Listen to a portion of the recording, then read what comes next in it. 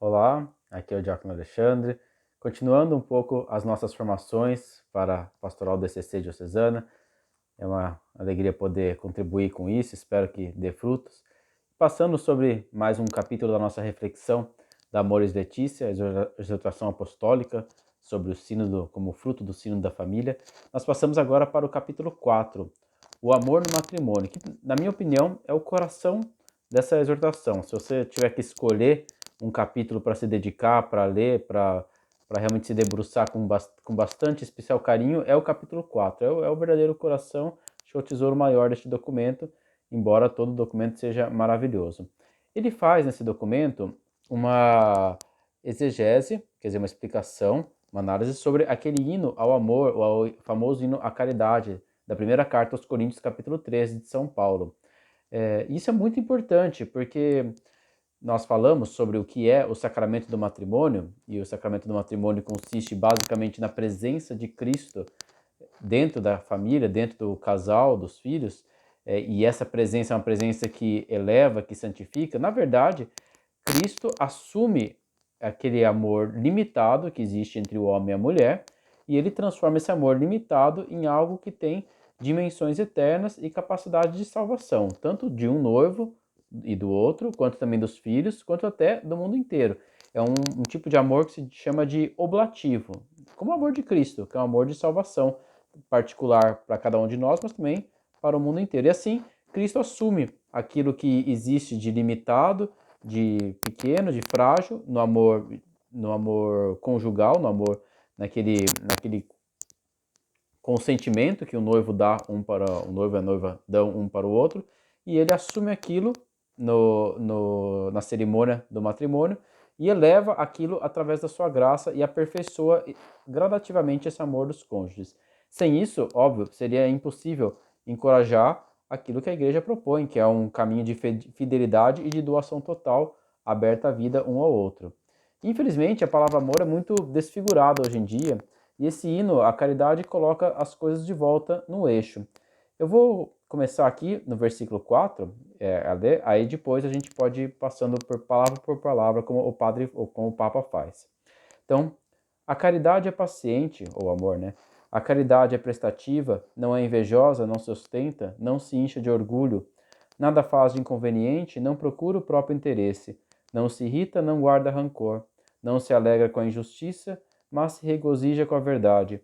Tudo desculpa, tudo crê, tudo espera, tudo suporta, a caridade jamais passará. Então, começando pela paciência. A caridade é paciente, o amor é paciente. Então, é diferente de tudo suporta, porque ele vai falar mais na frente que também tudo suporta. Então, são duas coisas diferentes. Paciência recorda que Deus é paciente. No Antigo Testamento fala que Deus é paciente, lento para a ira, concede tempo para o arrependimento. Então, é assim que deve ser o amor entre o casal, entre o homem e a mulher, entre pai e filho.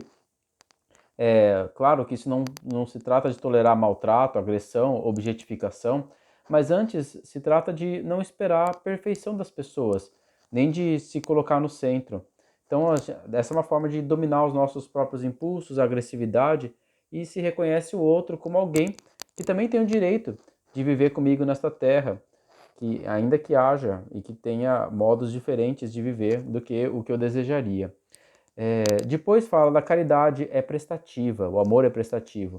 Então, não se trata, quer dizer, o amor ele se manifesta mais através de ações do que com palavras, mais do que com uma postura passiva, é uma postura ativa. Então, o amor não é propriamente um sentimento, você pode sentir alguns frutos dele, mas o amor, na verdade, ele é um ato da vontade, ele é uma decisão, a decisão de fazer e querer o bem do outro.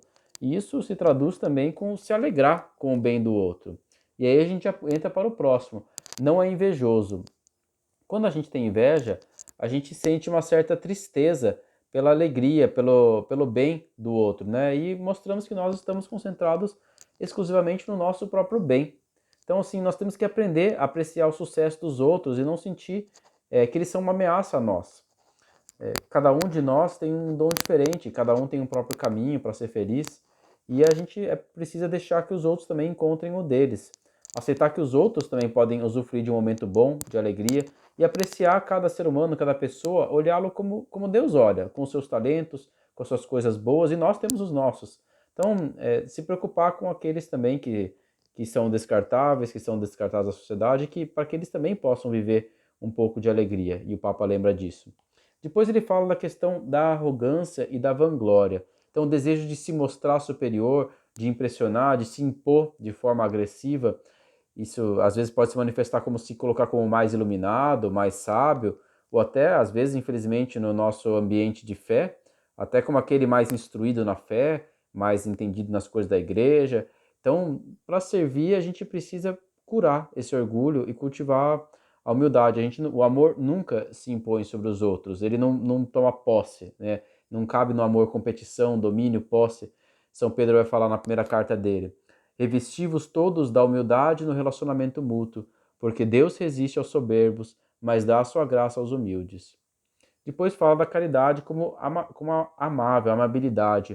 O que é isso? É basicamente é uma virtude em que nós sabemos, um bom hábito, em que nós aprendemos o momento de ouvir, o momento de falar, o momento de calar.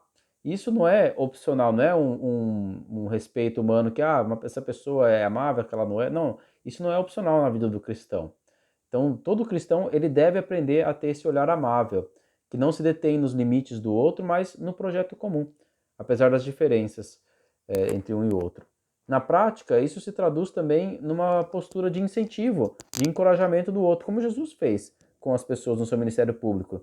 Ele falou, por exemplo, para o paralítico: coragem, filho, os teus pecados estão perdoados, grande é sua fé, levanta-te, etc. Então, o verdadeiro amor, ele deve encorajar as pessoas, ele não deve consentir na ira, embora, claro, uma indignação com a injustiça pode ser saudável, mas assim, ela é prejudicial quando ela impregna todas as nossas relações com os outros, essa certa forma agressiva de se relacionar. A gente nunca deveria permitir que o dia em família terminasse sem que se fizesse as pazes entre o esposo e a esposa. E se deve pedir a graça de Deus para isso. O Papa lembra disso muitas vezes, até em muitas homilias. Tudo desculpa. Então agora nós viemos para isso, no versículo 7. Bom, na verdade, o amor ele deve adotar uma postura compreensiva em relação às fraquezas dos outros, como Jesus, que pregado na cruz perdoou aqueles que estavam crucificando. Então, um jeito fácil assim, da gente fazer isso é quando a gente olhar sinceramente para a nossa própria história e a gente aceita, inclusive, a si mesmo, as próprias falhas e vê com sinceridade que a gente, no fundo, deve muito mais para Deus e para os outros do que os outros devem para nós, né? Então, inicialmente, a gente também deve conseguir enxergar com sinceridade a nossa própria história, entender como Deus nos perdoa, também conseguir nos perdoar dos nossos limites, dos nossos defeitos. Nós só conseguimos nos perdoar porque Deus nos perdoa gratuitamente, senão seria uma mentira, um faz de conta que a gente estaria vivendo. Mas se a gente se sente perdoado por Deus, a gente consegue também perdoar os outros. E essa dimensão, o Papa também lembra, também tem um aspecto de se resguardar de juízos temerários sobre os outros, de ficar supondo coisas dos outros que às vezes sem saber tudo da história, julgando sem saber, ou difamando, né? Principalmente quando injustamente, né? É muito feio quando um esposo, uma esposa fala mal, reclama do seu esposo, da sua esposa para os outros que estão fora da família. A gente tem que lembrar que os defeitos são apenas parte do contexto, né? E não a totalidade do ser daquela pessoa. E o amor é capaz de conviver com a imperfeição, como Deus convive com a nossa imperfeição. Então a gente tem que aprender a guardar silêncio perante os limites da pessoa amada. Quando uma pessoa ama, ela está mais interessada em amar do que em ser amada. Então, claro, é óbvio que é necessário para nós psicologicamente também amar-se a si mesmo para que nós sejamos capazes de amar os outros. Mas nós devemos, aos poucos, pedir essa graça para Deus, para que nós saibamos nos doar gratuitamente, desinteressadamente ao outro, até o fim. E aqui que entra também a alegria com o bem do outro, com as suas boas obras, com as suas boas capacidades.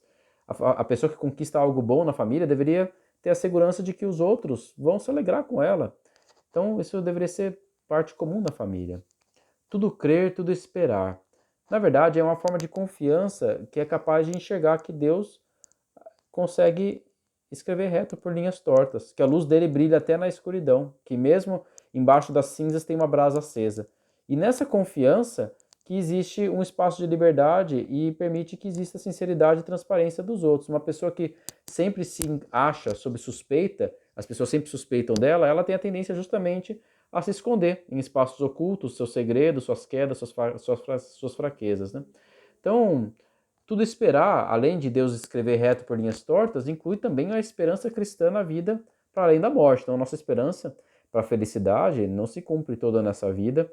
Infelizmente, nessa vida, muitas vezes existe a tristeza, a doença, a injustiça, e nem sempre ela tem aquele desfecho que nós gostaríamos. Mas a nossa esperança cristã se estende para além da morte, na ressurreição. E é por isso que também é possível suportar tudo com espírito positivo, mesmo num ambiente hostil, porque é um bem que ninguém pode derrubar, nem mesmo a morte, nem mesmo o sofrimento, a morte, a incompreensão. Então, não se deixar vencer pelo ressentimento, pelo desprezo das pessoas, pelo desejo de lamentar-se, de se vingar. Em alguns casais, mesmo às vezes separados pela violência, o Papa lembra que tem até testemunhos memoráveis. Eu mesmo já vi isso também na minha vida, de pessoas que conseguiram, pelas vias que era possível, procurar o bem da pessoa da parte separada, até nos momentos de doença e de tribulação. Eu lembro de uma mulher que uma vez cuidou do ex-marido, que era alcoólatra, estava em situação de rua, e 10 anos depois ela veio retirá-lo do hospital, porque ele estava precisando de cuidado e veio cuidar dele. Então, tem coisas impressionantes. O amor conjugal, ele tem esse aspecto, assim, de união afetiva, espiritual e oblativa, né, como um sacrificial, um dom de si, uma ternura de amizade e também a paixão erótica, né? E é um dom derramado pelo próprio Espírito Santo e é dinâmico, vai sendo elevado gradualmente por Deus. Então, e ele termina encerrando falando assim que a alegria do amor, para além do prazer, que é algo bom também, mas não é tudo, ela, na verdade, a alegria verdadeiramente do amor vem da dilatação da amplitude do coração. Então, quando o coração se dilata para caber mais pessoas, mais amor, mais doação, aí que vem a alegria. E por isso que é possível sentir a alegria de amar, mesmo nos sofrimentos e nas fadigas, porque a alegria vem dessa dilatação do coração. Vem da contemplação da beleza do outro, não só a beleza física, os atrativos físicos, mas saborear o caráter sagrado daquela pessoa, olhá-la com os olhos como Deus olha, sem necessidade de possuí-la, né? sem lhe causar dano ou lhe privar a liberdade. Né? Então, por isso que o amor ele dá essa alegria de contemplar o que é belo, o que é sagrado no ser pessoal do outro, para além das minhas necessidades.